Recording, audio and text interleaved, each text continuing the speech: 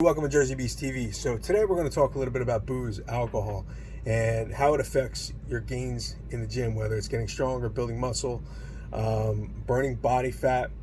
I've coached numerous guys, probably hundreds of guys, over the course of the last almost 20 years.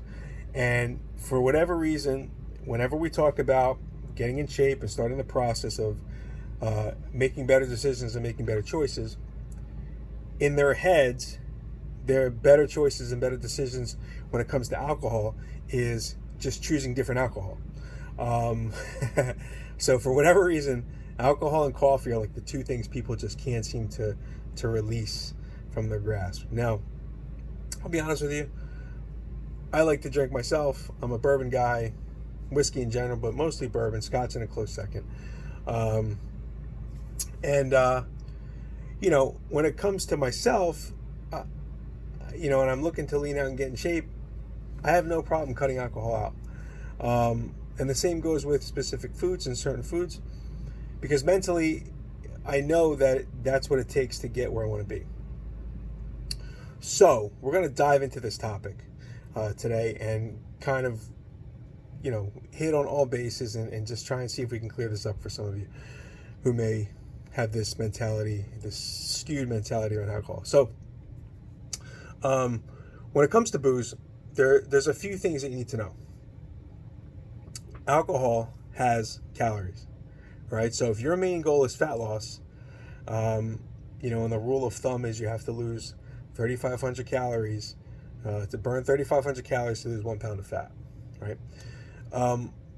If that's the case and you're eating clean and then you're still drinking on the weekends, if you're burning, not to get too deep in the numbers here, but if there's 7 days in a week and you're burning 500 calories between exercise and cutting your below your maintenance level of calories per day, you're going to hit 3,500, right? Give or take.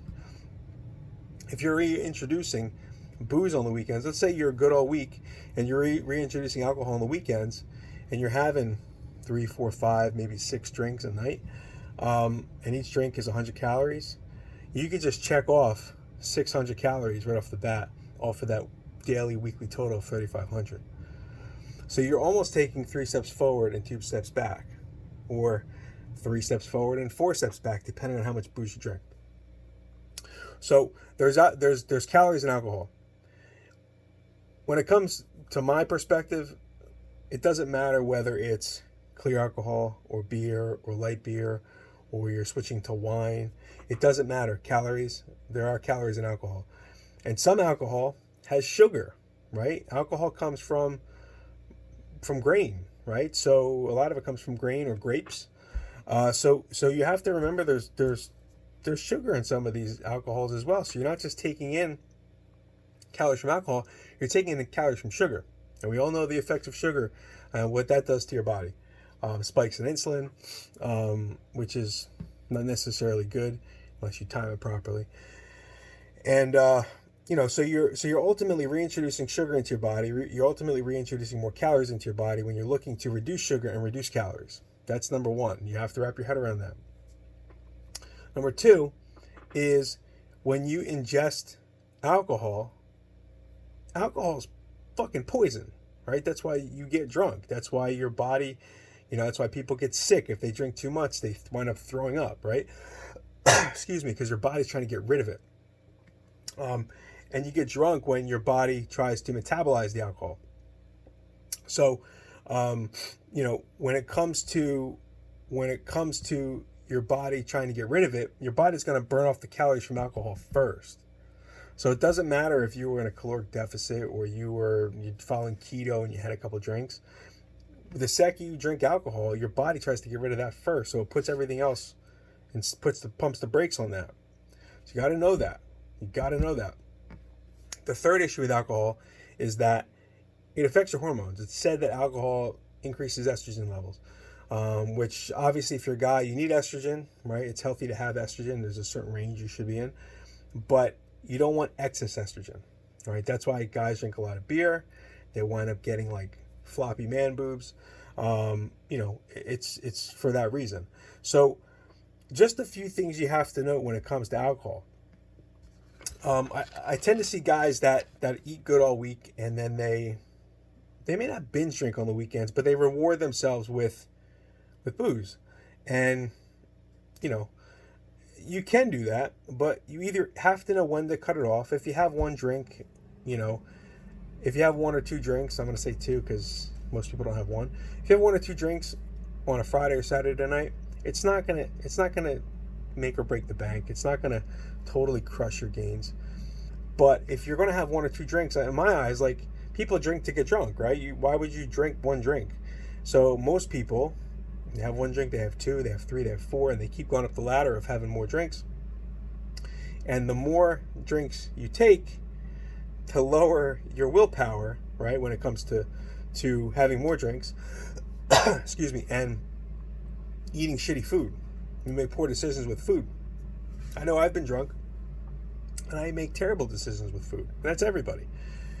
So if you are serious in getting lean and dropping body fat and getting strong and performing your best in the gym, you might want to rethink how you view alcohol when you're serious about your training and your eating.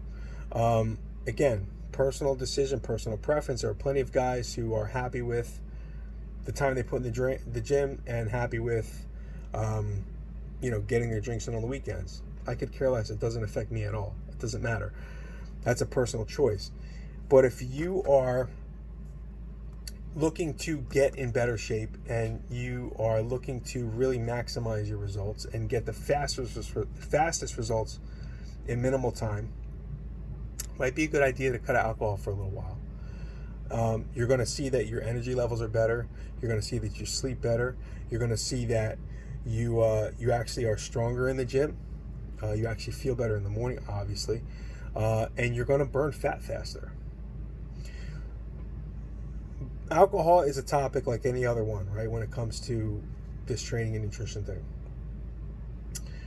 We like to put ourselves out there so much, but we don't want to give up certain things because of social aspects. You're afraid of what people are going to say if you go out and you don't drink, which if you're a guy, you're going to get ribbed a little bit, but it's fine. It's part of the deal. But the other thing when it comes to alcohol is that whenever you do this with something where you're like, well, I'm going to work out and I'm going to eat better, but I'm not going to give up alcohol, you're already subconsciously setting your mind up to not give it your all. You're already setting your mind to give yourself a way out. Because if you don't get the results that you want, then you're just like, fuck it, whatever. I put time in the gym, it just didn't work. And you're already kind of setting your mind to not go 100%. I'm an all or nothing person. I'm either all in or all out. Very, very, very rarely do I go through the motions in the gym. And the times that I do, it's because I'm either, dead ass tired or I'm injured. I'm nursing an injury right now. So there are times where you just have to get it done, and going through the motions is better than not going through the motions. But if you are truly serious about changing your life and making better decisions, you have to rethink some of these things. Alcohol included, carbs included. Maybe your downfall is coffee with cream and sugar. You have to figure out what your vice is, and you have to find a way to kind of let that go. Because not only for your body and the changes in your body, but also for your mindset. Like, your mindset plays such a huge role in whether or not you reach the goals you set out for yourself. And most of the time, because we're wired this way, we allow ourselves to not be accountable, and we allow ourselves to we strategically, subconsciously put things in place so that if we do fail, it's like not a big deal, right? Because not that we blame alcohol, we blame these certain things, but we kind of the language we use and the way we're hardwiring our mindset, when it revolves around these vice items, these vice things, alcohol, coffee, whatever else it could be, drugs maybe. The way we think of these things subconsciously totally affects our results.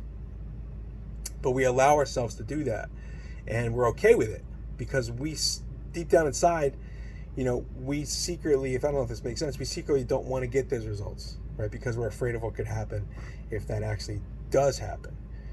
You may not think of this, but When you're in a specific rut and that's your norm, and you reach a higher level, right? Whether it's with your body or with your mindset, or maybe you are just totally revamping how you do things with your life, people are going to hate and they're going to bring you down when they see that you are happy and you are happy with yourself and you are happy with your situation. So not to say the word again, but subconsciously, we don't want to go there because that shit's uncomfortable as hell. Because a lot of times this hate comes from people that we know, our family and friends. So, you know, it's hard for us to release things like alcohol. So again, when we talk about alcohol and results in the gym and really going all out and giving all out effort, you know, we have to release these things and we have to find a way to release them. And maybe you're just not ready to commit 100%, which is fine. But you can't expect to get those 100% results, right? You can't expect to get, if you're somebody that struggled with weight, if you're a guy that's been overweight your entire life, and you, or maybe you got really, really, really big at some point in your life, you know, you can't expect to be ripped and have a six-pack and still drink on the weekends. Maybe after you get the six-pack, you can find a balance to maintain that, but you have to get your mind right, and you have to get your not your journey, but your strategy. You have to get your strategy right, and sometimes that comes down to releasing these things that are holding you back, and allowing yourself to be okay with that. So not to get on too much of a tangent, too much of a rant. I didn't want to do that. But this conversation comes up 10 times out of 10, 100 times out of 100. Every time I talk to a guy who wants to get lean, who wants to get back in the gym, who wants to do life better, they can't seem to let go of their beer. They can't seem to let go of their booze. And it doesn't have to be permanent. It could be permanent, but it doesn't have to be. All right? But you have to remember, these vices that are keeping you where you are, these things that are part of your normal, part of your norm, your current norm, which is your overweight, unhealthy, low energy, low testosterone norm, are the things that got you there. So we have to find a way to release those things and let them be for at least a little while, 12 weeks, 6 months, maybe a year. And then when you get where you want to be, then you find a way to fit that stuff back into your life strategically to where you can still get benefit and there is some balance. I just wanted to touch on this subject today because I think it's an important one, and I think there's a lot of misconceptions around it. Or maybe people know what they're supposed to do, but they kind of play dumb about it, So if something is holding you back, could be alcohol, could be you just love to eat, it could be you have a carb addiction or sugar addiction, and you have trouble with that, just comment down in the video below, and I'll be more than happy to reach out and we'll talk about it. Because I don't know if you guys know this, but there was a point in my life where I was super overweight. Like I was probably 210 pounds, 220 pounds. I'm only 5'6". But with the amount of muscle mass I was carrying, I probably should have been 150. All right, so that's a lot of weight.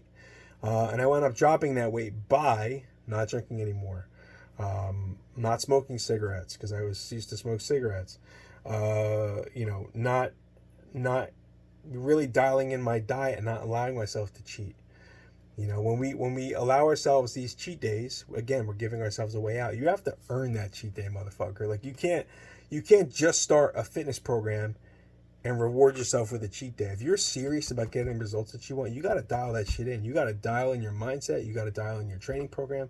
You have to figure out a way to dial in your nutrition, which is probably the most, the toughest one to dial in. But if you want those 100% results, you can't give 60% effort, 70% effort, and have that other 30% be stuff that the old you did. All right? So, if this video spoke to you, please like it, comment down below if you're struggling with this, or tag somebody in the comments who needs to hear this. Share this video, share the link. what I'm going to do, because I know there's a lot of dads out there who struggle with actually taking their life back because of family stuff, work stress, home stress, and they kind of let life get away from them. What I'm going to do is in the comment section down below, I'm going to post a 6-week challenge. I've been promoting this a little bit, but we ran this back in June and July, and guys got awesome results. Some dads lost 15 pounds, which is about the average, 10 to 15. One guy lost 30. So this shit works, but I'm going to warn you, this is one of those programs that you have to commit to 100%. There's no alcohol. There's a very strict eating list, and you're working out every day for 6 weeks. All right? But it will totally change your mindset. It will totally change your habits. It will basically pull that old competitive guy out that was the fucking man in high school and college, and and he let life get away from him. And if you've never been that guy, if you've never been the man in high school or college, but you want to be that guy, there's still time. So click the link down in the comment section below, and it's the program's it's like less than $5, right? But I want you guys to have some skin in the game with this, because if it's free, you ain't gonna do it. All right. Let me know if there's anything I can help you with. You know where to reach me. Comment down below, like this video, share this video, tag somebody who needs to see it, and we'll talk soon.